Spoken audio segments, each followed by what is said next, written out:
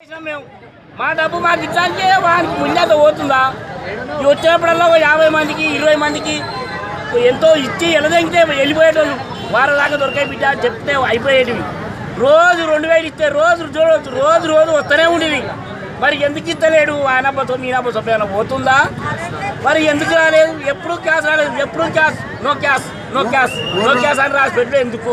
అవి ఇప్పుడు 3 రోజుల నుంచి వెళ్ళి తిరిగి తిప్పకాలం వచ్చినాం. 50-60 మంది రోజు కూలీలు వస్తున్నారు. ఆ కూలీలకు ఏమి ఇవ్వాలి, ఏమి చేసుకోవాలి? ఇవాళ ఇంటికే పోయేది లేదు. నేను అయితే అన్న పుల్ల మంది తీసుకొని తాగి సచ్చిని బెస్ట్. నా హృదయంలో ఉన్నది గది. అయితే తప్పించిపోయేదాకానే అదైతేనే అది సై, లేకపోతే ఇది సై. ఏదన్నా ఒకటి అంతే కావాలి. ఇవాళ డబ్బిస్తారా ఇవ్వాలి, లేకపోతే ఇంత మంది తెచ్చుకొని పుల్ల మంది తీసుకొని తాగాలి. ఇంటికి పోతున్నా ఇద్దరు ఏమి ఉండలేదు. మొత్తం మీద ఇద్దరు తీస్తున్నారు. ఒక్కొక్క మనుషులకు 150-200 కూళ్ళు. ఆ కూళ్ళు ఇవ్వలేక నా ఉచం అవుతలేదు. ఏడ తెచ్చియాలి? ఇట్లా బ్యాంకులు వచ్చేది. బ్యాంకులు అన్ని బ్యాంకులలో అందరూ తెస్తుండ్రు.